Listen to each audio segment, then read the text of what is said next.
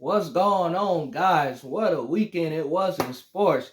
Let's get right into this thing. First, we're going to be talking about Major League Baseball in the playoffs. My predictions, my last episode, were off by a mile. You had the Toronto Blue Jays losing against the Minnesota Twins. That series was only 2 games. The Twins took those 2 games. The Blue Jays offense, as we know, were hot and cold, just like they were all season. And as we also know, the Twins pitching had been good all season. And in those 2 games that they swept the Blue Jays, their pitching was phenomenal. The Texas Rangers and Tampa Bay Rays, I said that series could go either way, and the Rays just looked like a complete mess. The Rangers pitched very well the first 2 games of the series, and they went on to sweep the Rays out of the building. And then you have the surprising Arizona Diamondbacks. They play the Milwaukee Brewers. The Diamondbacks sweep the Milwaukee Brewers the first 2 games. They go on to win that series. The Diamondbacks are the surprise. The Texas Rangers, you can say, are also a surprise. The Diamondbacks go and they are playing the Dodgers right now. They're up 2 on the Dodgers. You could also say that they're surprised. The Diamondbacks do the little things. They steal bases. The Diamondbacks still bunt. Nobody in Major League Baseball, none of the teams bunts anymore. But the Diamondbacks, they bunt, they run the bases, they do the little things to win, and they're up 2-0 on the Dodgers right now, which everybody is shocked, including me. I did not think that the Diamondbacks would win the first 2 games going to Dodger Stadium. Now they can go back home and they can sweep the Dodgers. I hope they do it. Personally, for me, I hope that they do it. Philadelphia Phillies, the Miami Marlins, Phillies going to sweep them. That was one of them that I predicted that the Phillies would win. They go and they play the Atlanta Braves. The Phillies get game 1, and they stun the Braves game 1. So that's leading me to my point right now. Game 2, Zach Wheeler goes out, pitches 6 great innings, and I mean phenomenal innings. Have the Braves looking like they're a complete mess. He had the Braves looking like they hadn't accomplished anything historically on offense this season, which the Braves did. The Braves could not hit him through 6 innings. We were getting no hit. Next thing you know, the Braves get their first hit. Ozzie always singles to right. And it's 1st and 3rd. Ronald Acuna's on first. He's going for 1st and 3rd off of the base hit. Nick Castellanos gets it in for right field, but he doesn't make a good throw back in the infield to get the ball to Trey Turner. You know when Ronald Acuna Jr. is on the base pass that you have to get that ball in cleanly, and you have to not only get that ball in cleanly, you have to get the ball in quickly. Nick Castellanos makes a bad throw into the infield to Trey Turner.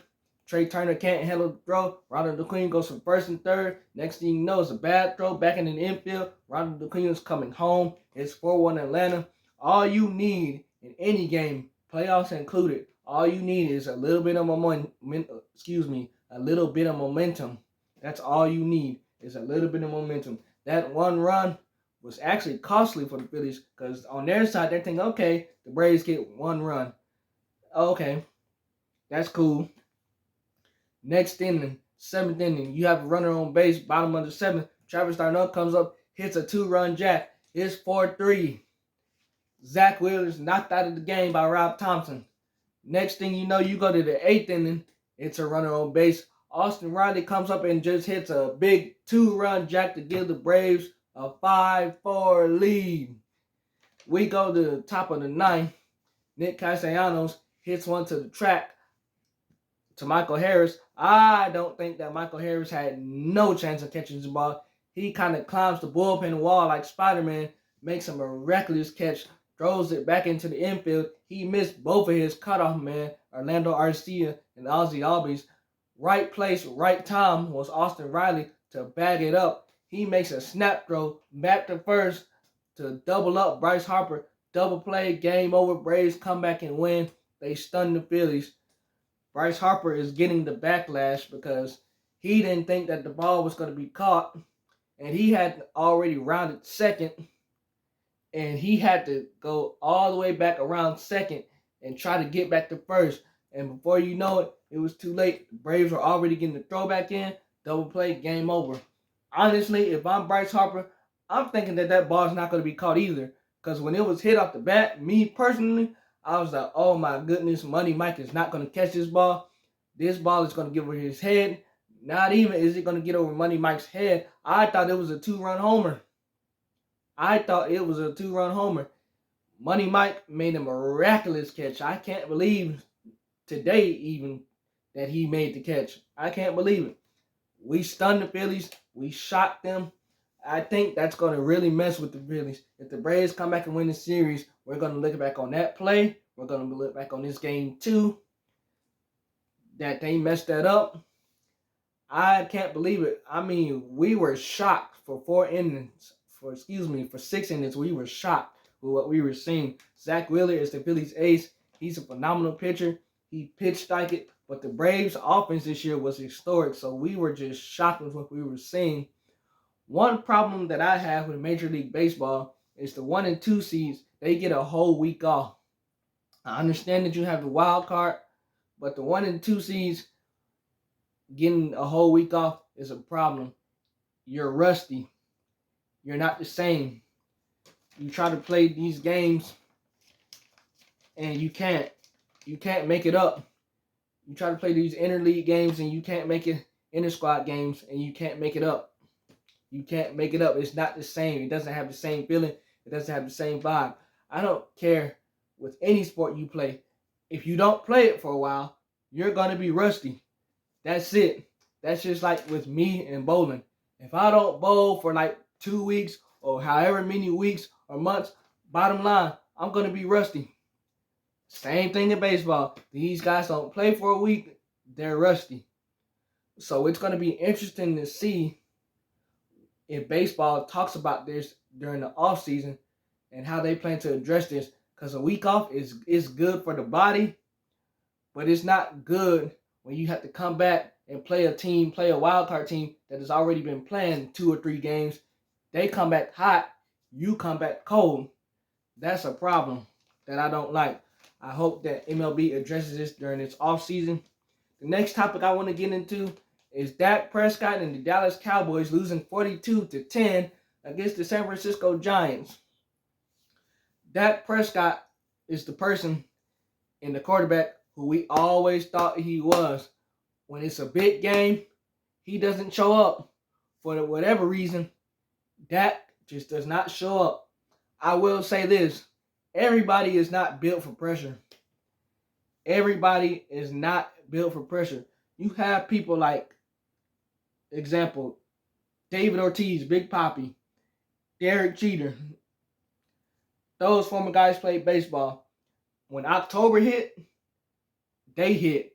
They lived up to the moment every single time. Every single time. Dak Prescott is not that dude. Cowboys fans, y'all need to realize something. Get this through y'all head, please. Dak Prescott is not that dude. I think at the end of the year, Jerry Jones will be forced to be looking at another quarterback, and that's probably going to be Trey Lance or outside of the organization. But it's not only Dak Prescott's fault that they lost that game.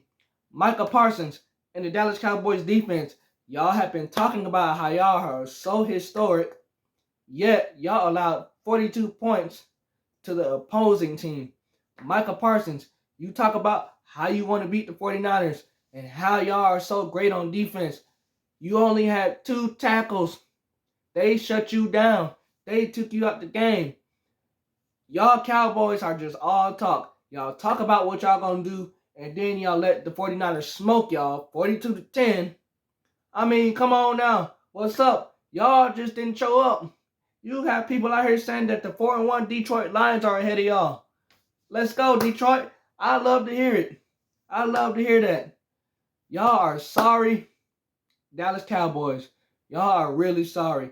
Y'all talked the whole last week like this game against the 49ers was a playoff game. They beat y'all the last 2 years in the playoffs. Y'all talked about it last week like it was going to be a playoff game, and it's just only a regular season game.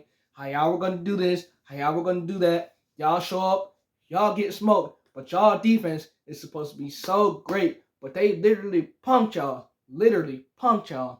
Tony Pollard gets thrown down, and he's looking at the ref for a flag like, is that not unnecessary roughness?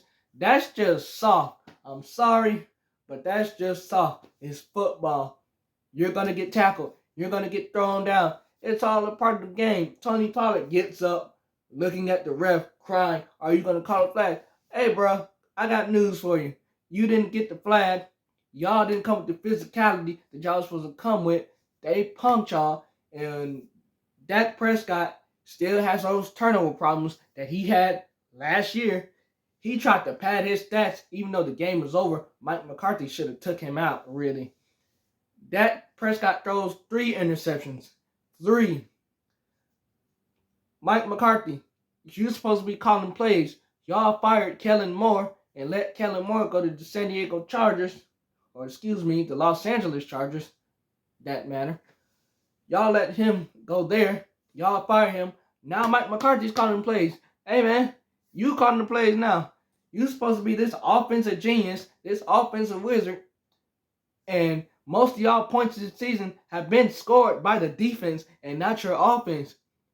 Y'all are going to have to fix that. Something's going to have to give.